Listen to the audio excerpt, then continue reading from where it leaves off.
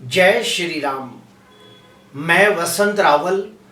आज मैं आपको बताने आया हूं जन्म कुंडली के 12 भाव के अंदर सूर्य कैसा फल देता है। तो आइए देखते हैं। जन्म कुंडली का यह है पहला भाव। सूर्य कोई भी राशि में बैठा हो लेकिन कैसा फल देता है तो सुनिए। सूर्य अगर पहले भाव में बैठा हो तो ऐसे व्यक्ति बहुत ही तेजस्वी, प्रभावशाली और प्रतिभाशाली लोग होते हैं। अपनी जिम्मेदारियों के प्रति बहुत ही ईमानदार, वफादार और नीतिवान लोग होते हैं। ऐसे व्यक्तियों को गवर्नमेंट नौकरी करने के योग ज्यादा होते हैं या फिर गवर्नमेंट से लगते कोई भी काम करे तो उन्हें निश्चित तौर पे सफलता प्राप्त होती है। ऐसे व्यक्ति थोड़े गुस्से वाले होते हैं, स्पष्ट वक्ता होते हैं लेकिन न्याय प्रिय होते हैं। ऐसे व्यक्ति अपने उसूलों पे और सिद्धांतों पे चलने वाले लोग होते हैं। ऐसे व्यक्तियों को राजनीति के क्षेत्र में जाने से बहुत अच्छी सफलता प्राप्त होती है।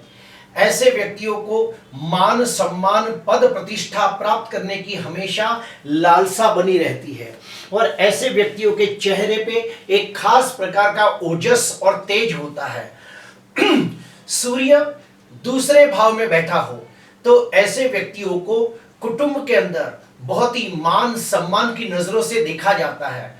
कुटुंब के अंदर कोई भी सलाह लेनी हो, मार्गदर्शन लेना हो, कोई भी प्रकार की परवानगी लेनी हो तो इनका निर्णय बहुत ही महत्व का होता है।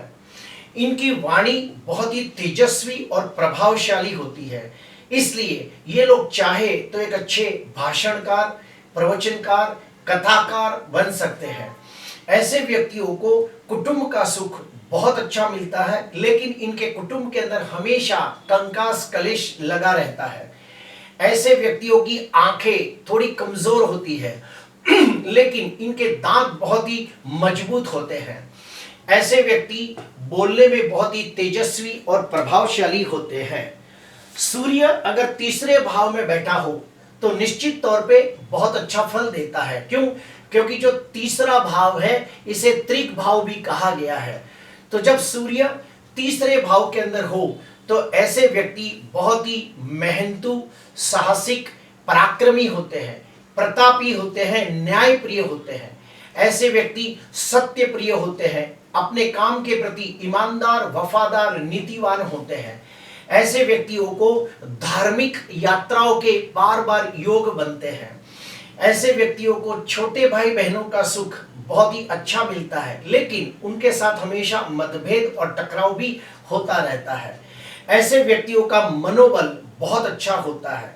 ऐसे व्यक्ति बहुत ही दृढ़ निश्चयी होते हैं, स्वभाव से उतने ही दयालु और उदार भी होते हैं। इन्हें बार बार प्रवास करने के योग बनते हैं और इनमें खास बात देखी है कि अगर ये लोग स्पोर्ट्स के अंदर जाए तो ये लोग बहुत अच्छी नामना कमाते हैं। सूर्य अगर चौथे भाव में बैठा हो तो निश्चित तौर पे बहुत अच्छा फल देता है। ऐसे व्यक्तियों को बड़े और आलीशान मकान में रहने के योग बनते हैं। ऐसे व्यक्तियों की जो गाड़ी होती है वो भी बहुत ही बड़ी और लग्जरियस गाड़ी होती है। ऐसे व्यक्तियों को माता का सुख उत्तम प्राप्त होता है लेकिन माता के साथ हमेशा मतभेद और टकराव होता रहता है। ऐसे व्यक्तियों को पैतृक संपत्ति मिलने के योग बहुत ही बलवान होते हैं। ऐसे व्यक्ति दिल के बहुत ही अच्छे, सच्चे और बड़े दिल वाले लोग होते हैं। अगर इनके नाम के ऊपर कोई जमीन जायदाद खरीदी जाए तो उन्हें निश्चित लाभ होता है। अगर कोई बच्चा पढ़ाई करता हो तो वो साइंस में जाए या फिर मेडिकल क्षेत्र में जाए तो उसे बहुत अच्छी सफलता प्राप्त होती है। सूर्य अगर पंचम भाव में हो तो निश्चित तौर पे बहुत अच्छा फल देता है। क्यों?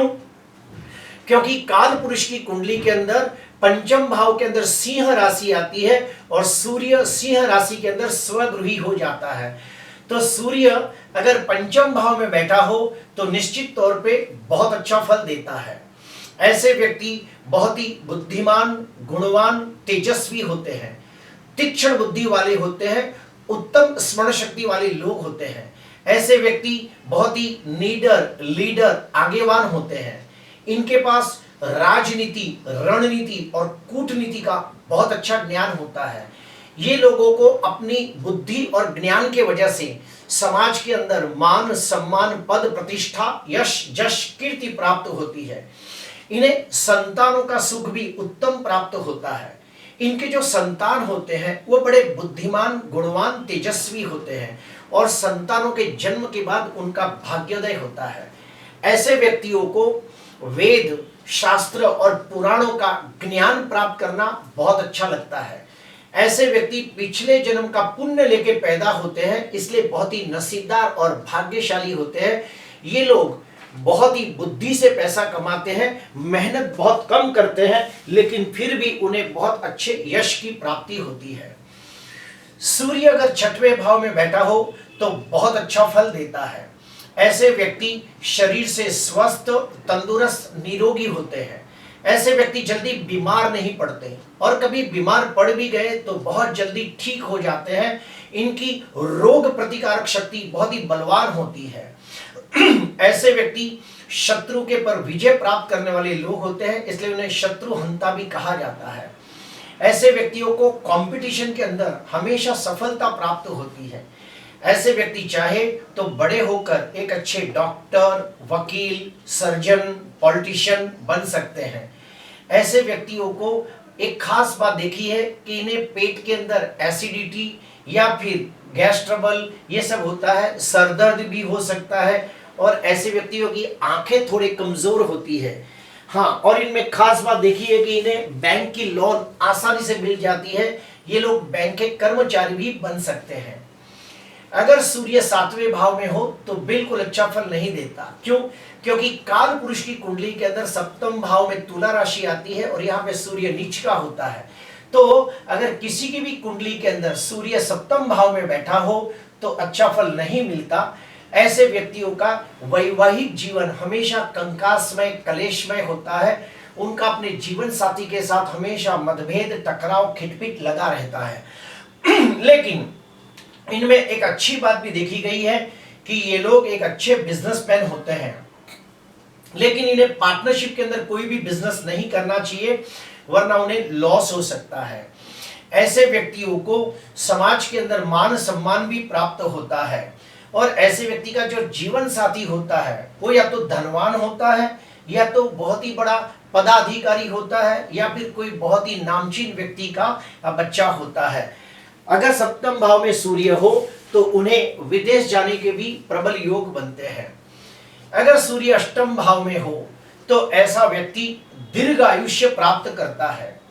इनका intuition power, six sense power बड़ा स्ट्रांग होता है। उन्हें भविष्य में घटने वाली घटनाओं के बारे में पहले से कुछ भास हो जाता है और ज्यादातर वो चीजें सही होती है। ऐसे व्यक्तियों का गुण शास्त्रों के प्रति रुझान होता है। इन्हें ज्योतिष शास्त्र, वास्तु शास्त्र, रत्न शास्त्र, तंत्र, मंत्र, यंत्र जैसे गुण शास्त्र सीखना इन्हें बड़ा अच्छा लगता है। ऐसे व्यक्तियों को मृत्यु आने से पहले ही इन्हें मृत्यु का भास भी हो जाता है। ऐसे व्यक्तियों को बड़ी उम्र के अंदर हार्ट अटैक की बीमारी हो सकती है या फिर हार्ट अटैक के द्वारा उनकी मृत्यु भी हो सकती है और इनके संतान मृत्यु के समय इनसे दूर होते हैं, ये भी देखा गया है।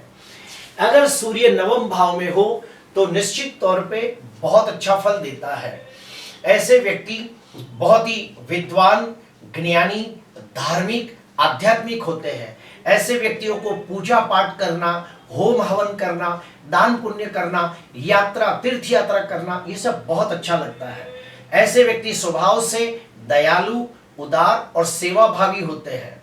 ऐसे व्यक्ति बड़े होकर धनवान, यशवान, कीर्तिवान बनते हैं। ऐसे व्यक्तियों को लंबी मुसाफरी के बार बार योग बनते हैं।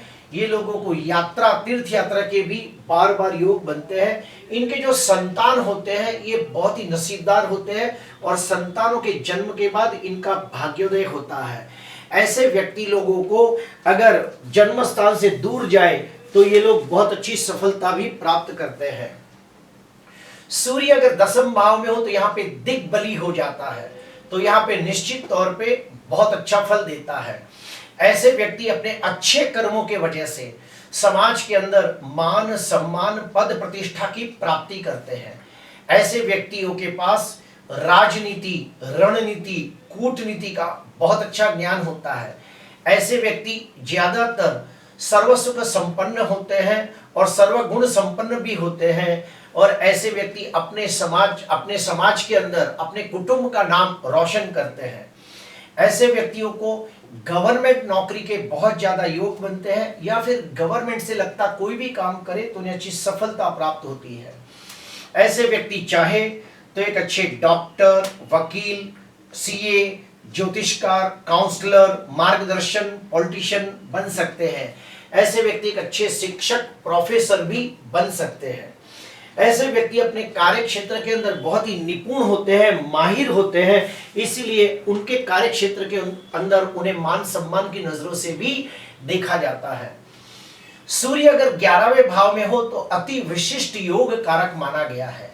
ऐसे व्यक्तियों को कभी भी धन का अभाव नहीं होता। ये लोग जैसे जैसे उम्र बढ़ती है वैसे वैसे धनवान होते जाते हैं। ऐसे व्यक्ति अगर व्यापार के क्षेत्र में जाए तो बहुत ही ज्यादा धन लाभ उन्हें होता है। ऐसे व्यक्तियों को बड़े भाई बहनों का सुख भी बहुत अच्छा मिलता है। इनके मित्र भी बहुत ज्यादा होते हैं और इन्हें मित्रों के द्वारा बहुत मान सम्मान की प्राप्ति भी होती है। ऐसे व्यक्तियों को कम मेहनत और बुद्धि के द्वारा धन अर्जित करने के योग बनते हैं, और ये लोग क्रांतिकारी विचारों वाले लोग होते हैं और इन लोगों को पहली संतान पुत्र होने की संभावना भी ज्यादा रहती है। सूर्य अगर 12वें भाव में हो तो ऐसे व्यक्ति बहुत ही मेहनत करने के बावजूद वो उन्नति, प्रगति, विकास नहीं कर पाते जिसके वो हकदार होते हैं। ऐसे व्यक्तियों को मान सम्मान, पद प्रतिष्ठा भी प्राप्त नहीं होती जिसके वो हकदार होते हैं। ऐसे व्यक्तियों को हमेशा धन का अभाव रहता है या फिर दरिद्र जीवन जीते भी देखा गया है। ऐसे व्यक्तियों को अपने पिता के साथ हमेशा मतभेद, टकराव, खिटपिट होता देखा गया है। ऐसे व्यक्तियों का भाग्योदय जन्म स्थान से दूर जाने से होता है। ऐसे व्यक्ति 50-60 साल के बाद इनके मन में वैराग्य की भावना उत्पन्न होती है और इन्हें आत्मचिंतन, आत्ममंथन, ब्रह्म ज्ञान, तत्व ज्ञान, ये सब चीजों में बहुत ही रुचि आने लगती है। ऐसे व्यक्ति दिल के अच्छे होते हैं, लेकिन उनके कुटुंब के अंदर और उनके समाज के अंदर उन्हें वो मान सम्मान, पद प्रतिष्ठा प्राप्त नहीं होती जिसके वो अधिकारी होते हैं।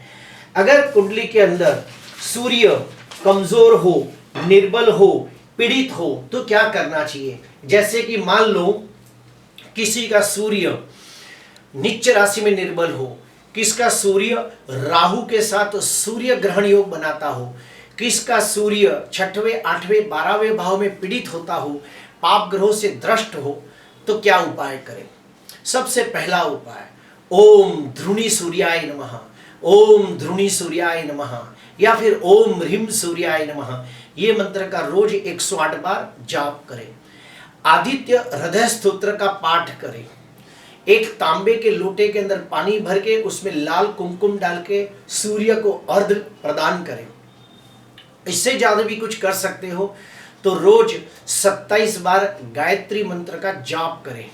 इससे भी ज्यादा कुछ करना है तो किसी विद्वान कर्मकांडी ब्राह्मण को घर पे बुलाकर आप सूर्य ग्रह की शांति रविवार के दिन कर सकते हो। इससे भी ज्यादा अगर कुछ करना हो तो आप रविवार के दिन किसी शिव मंदिर में जाकर रुद्राभिषेक भी कर सकते हो। प्रिय दर्शकों, आज के लिए बस इतना ही। अगर आपको वीडियो अच्छा लगा हो तो जरूर लाइक करना, सब्सक्राइब करना। नमस्कार।